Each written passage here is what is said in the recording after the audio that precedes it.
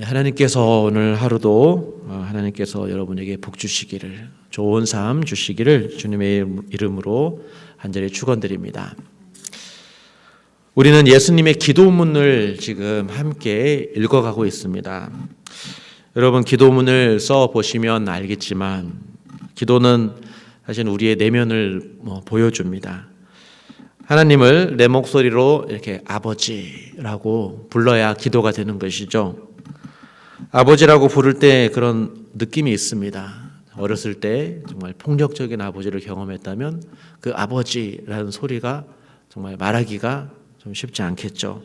그러나 사랑 많은 아버지를 경험했다면 아버지라고 부르면 그 사랑 많은 아버지가 떠오를 것입니다. 그런데 교회가 부르는 아버지는 예수님의 아버지입니다. 예수님의 아버지입니다. 예수님과 함께 하신 아버지, 예수님 안에서 일하시는 아버지.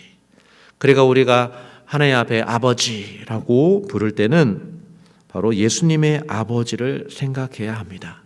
육신의 아버지를 생각하는 게 아니라 예수님과 함께 하신 아버지, 그리고 예수님 안에서 우리의 아버지가 되시는 그 아버지를 우리가 떠올려야 합니다. 그러니까 예수님을 알지 못하면 우리가 아버지를 불러도 그 아버지가 어떤 분이신지 우리의 마음에 알 수가 없습니다. 그래서 믿음을 가진 사람만이, 성령을 받아 예수님을 아는 사람만이 이 아버지를 부를 때 진정으로 그 마음에 사랑받는 자녀로서 그렇게 기도에 참여할 수 있습니다. 그 기도를 사실은 아버지가 들어주시는 것이죠. 예수님의 제자들은 참 연약하고 부족한 모습을 많이 보여주었습니다. 세상 속에서 살던 사람들이기 때문에 이 하늘에서 오신 예수님의 말씀을 오해하고 자기 생각대로 이해하고 그렇게 예수님의 제자의 삶을 살았습니다. 예수님은 항상 이 제자들의 오해를 가르쳐 주시려고, 바로잡아 주시려고 이렇게도 말씀하시고 비유로도 말씀하시고 그렇게 했는데 정말 무한한 인내로 이 답답한 제자들과 예수님은 함께 하셨습니다. 그러나 오늘 기도 가운데 예수님은 제자들에게 이렇게 말씀합니다. 세상 중에서 내게 주신 사람들, 세상에 많은 사람들이 있지만 특별히 아버지께서 내게 주신 사람들이라고 지금 이렇게 부르고 있습니다. 그리고 예수님은 아버지께서 주신 말씀들을 그 제자들에게 다 주었고 그 제자들은 예수님이 아버지께로부터 온 줄 그 말씀을 통해서 알았다라고 지금 말씀하고 있습니다. 예수님은 제자들을 표현하기를 하나님의 아버지의 것, 아들의 것, 하나님의 것, 예수님의 것 이렇게 표현합니다. 그렇게 말씀할 수 있었던 것은 제자들이 말씀을 받았고 예수님을 알았기 때문입니다. 예수님을 안다면 바로 그것 하나만으로 여러분은 하나님의 것이다 라고 부를 수 있습니다. 제자들이 진실로 예수님을 아는 것이 중요합니다. 영생은 하나님과 그가 보내신 아들 예수 그리스도를 아는 것이다 라고 예수님께서 말씀하십니다. 제자들이 인간적으로 부족하고 모자란 것은 사실 하나님 앞에 전혀 문제가 되지 않습니다. 사람이 다 그럴 수 있습니다. 좀 실수해도 괜찮습니다. 그런데 정말 중요한 것은, 예수님이 중요하게 생각하는 것은 제자들이 하나님을 아는 것입니다. 예수님을 아는 것입니다. 이것이 너무나도 중요했습니다. 예수님은 제자들을 세상에 보내시려고 합니다.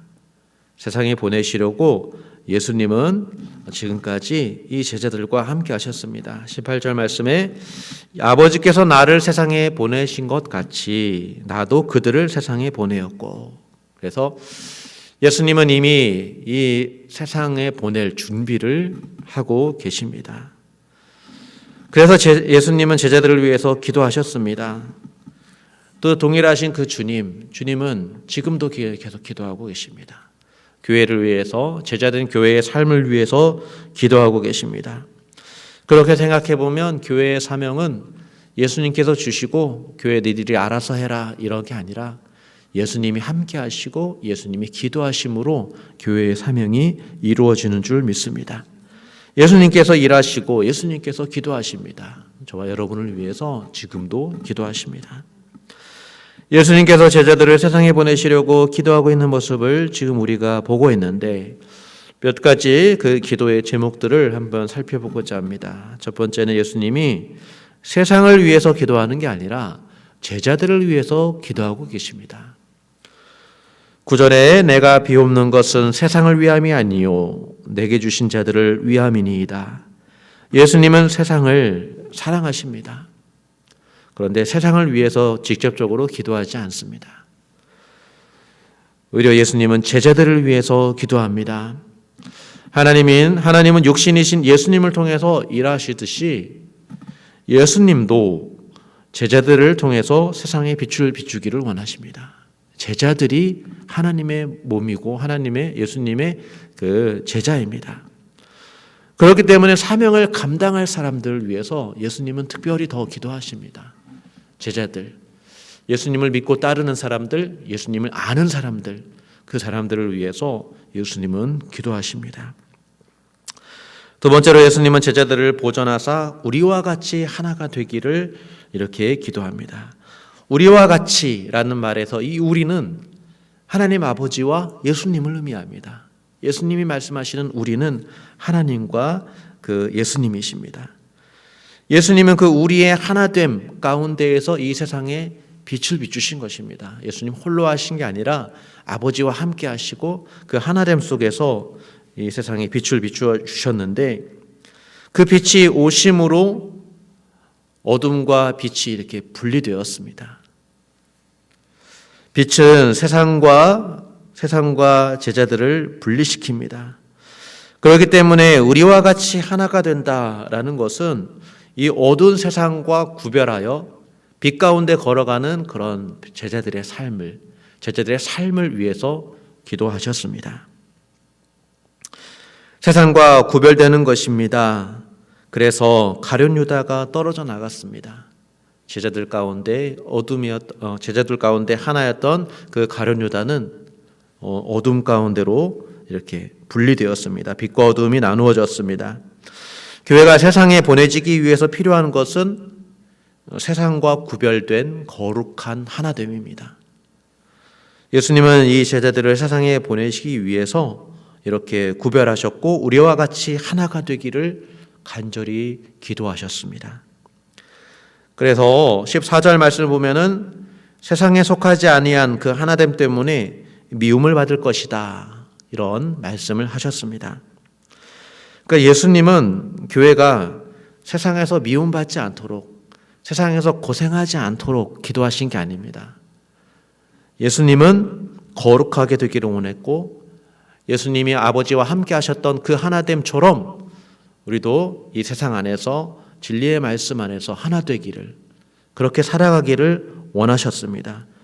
그렇게 거룩하게 살아갈 때 미움을 받을 것이다. 이렇게 말씀하신 것이지 그 미움을 받으면서 고생하는 그것을 하지 않도록 주님께서는 그런 기도를 하신 게 아니었습니다. 거룩하게 하나님처럼 우리가 하나 되기를 원하셨습니다. 그렇게 보존되기를 원하셨습니다. 또 세 번째로 생각해 보는 것은 예수님은 예수님의 기쁨을 충만하게 가지려고 아버지께로 가신다라고 말씀합니다. 지금 제자들은 근심할 겁니다. 왜냐하면 예수님이 곧 떠나실 것이기 때문이죠. 그렇지만 예수님의 기쁨으로 이제는 충만해질 것이다 라고 지금 예수님이 기도 가운데 말씀합니다. 제자들의 기쁨이 아니라 예수님의 기쁨입니다. 여러분, 예수님의 기쁨이 무엇일까요? 예수님의 기쁨. 첫 번째는 아버지의 뜻을 이루는 기쁨입니다. 아버지의 뜻을 행하는 것, 바로 그것이 예수님의 기쁨이고 그것이 곧 아버지의 기쁨입니다. 그리고 또 동시에 예수님의 기쁨은 제자들에게도 기쁨이 됩니다. 왜냐하면 예수님께서 아버지께로 가심으로 그 영생을 제자들에게 선물로 주시기 때문입니다. 성령을 주시기 때문에 예수님의 기쁨은 곧 제자들의 기쁨이 됩니다. 예수님의 기쁨이 이 교회를 향해 있습니다. 예수님의 기쁨은 이 교회를 향해 있고 교회는 예수님의 기쁨이 됩니다. 그래서 우리가 예수님의 기쁨이 된다는 것을 아는 것, 그게 얼마나 우리에게 큰 힘이 될까요? 내가 주님의 기쁨 되기를 원합니다. 그 이전에 주님은 우리를 보시고 너희는 나의 기쁨이다 라는 이 마음을 가지고 예수님은 우리를 바라보십니다. 그 기쁨이 우리 안에 충만하기를 원하십니다. 그래서 이게 우리가 예수님을 알면 알수록 그 예수님의 기쁨이 우리의 기쁨이라는 것을 우리는 또 알게 됩니다. 네 번째, 예수님은 제자들을 세상에 데려가기 위해서 기도하는 게 아니라 악에 빠지지 않도록 보존해 주시기를 기도하고 계십니다. 그리고 진리로 거룩하게 되기를 기도하십니다. 어두운 세상 힘들고 어려울 것입니다. 제자들이 박해도 받을 것인데 이 세상이 어렵다고 떠나는 게 제자들의 사명이 아닙니다. 제자는 이 어두운 세상으로 보냄받습니다. 이 보냄받은 세상 속에서 이 세상에 속하지 않도록, 악에 빠지지 않도록 주님은 기도해 주십니다. 악에 빠지지 않으려면 진리로 거룩해져야 됩니다. 주님을 붙잡아야 되는데 예수님은 19절 말씀에 이 그들을 위하여, 그러니까 제자들을 위하여 내가 나를 거룩하게 한다, 이런 표현을 쓰십니다. 거룩하게 구별된 제사장조차도 사실은 스스로 거룩하게 할 수 없죠. 하나님께서 거룩해 주셔야만 우리 인간은 거룩해질 수 있습니다. 누구든 재물을 의지하여 하나님께 나아갈 때 하나님께서 그 죄를 용서해 주시고 거룩하게 할 수 있는데, 그런데 예수님은 스스로 거룩하게 하신다. 내가 나를 거룩하게 한다라고 말씀하십니다. 그것은 예수님이 흠없는 제사장이기 때문이죠. 죄 없는 어린 양이시기 때문입니다. 하나님 아버지에 향한 그 완전한 사랑과 그 순종이 예수님을 거룩하게 합니다. 더 이상 예수님과 같이 드린 그 제사는 이제 없습니다. 이제 필요 없습니다. 예수님이 단 한 번의 제사로 자신을 거룩하게 하셨기 때문이고, 바로 이 일은 누구를 위함이냐? 그들을 위하여, 제자들을 위하여 이 일을 하시는 것입니다. 십자가의 길을 가시는 것입니다. 제자들의 그런 거룩함은 그래서 자신에게서 나오는 것이 아닙니다. 그것은 스스로 거룩하게 하신 예수님의 사역, 그 십자가의 그 피를 통해서 우리는 거룩해집니다. 진리이신 예수님에게 우리의 거룩함이 달려 있습니다. 그래서 예수님의 기도를 잘 보면 우리 앞에 있는 문제가 다 해결되기를 그렇게 기도하는, 이게 어렵고 힘드니까 이것이 다 해결되기는 그런 기도가 아니라 악에 빠지지 않도록 진리로 거룩해지도록 그런 기도를 주님께서는 해 주셨다라는 것을 우리 한번 눈여겨보셔야 될 것입니다.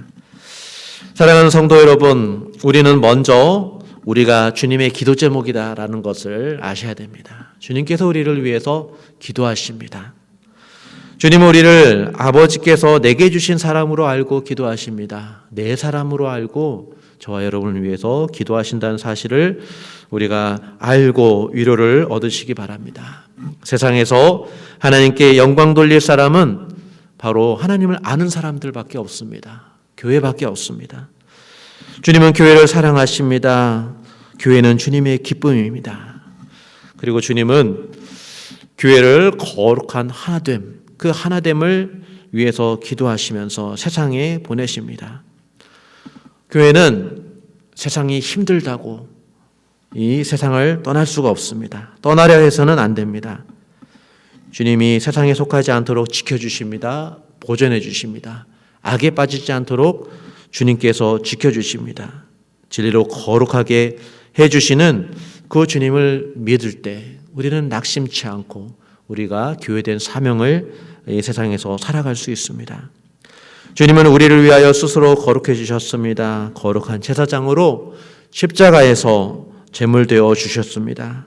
우리가 이 주님을 의지하지 않고서는 세상으로 보냄받을 수가 없습니다. 구별될 수 없습니다. 오직 주님만이 우리를 붙드시고 악에 빠지지 않도록 지켜주십니다.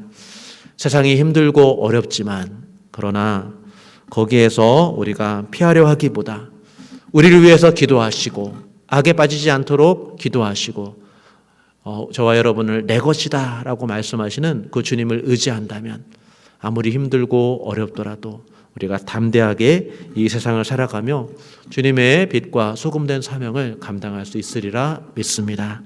이 주님이 우리와 함께 계심을 믿고 이 시간 기도하시는 저와 여러분이 될 수 있도록 우리 주님의 이름으로 간절히 축원드립니다. 우리 기도하겠습니다. 살아계신 하나님 아버지, 하나님께서 예수님 안에서 우리를 붙드시는 줄 믿습니다. 우리가 세상 속에서 살아가는데 세상에 속하지 않도록 주님께서 기도하시는 줄 믿습니다. 아버지, 우리가 세상을 살아가면서 여러 가지 어려움과 힘든 일이 있지만 주님, 그 가운데 우리가 악에 빠지지 않게 하여 주시고 진리로 거룩하게 살아가게 하여 주시고 아버지와 예수님이 하나이듯이 아버지 우리도 주 안에서 서로 하나가 되어서 정말 거룩한 공동체로 예배하는 공동체로 이 세상에 빛을 발하는 그런 귀한 교회가 될 수 있도록 주님께서 붙드시고 인도하여 주시옵소서. 감사드리며 예수님의 이름으로 기도드립니다. 아멘.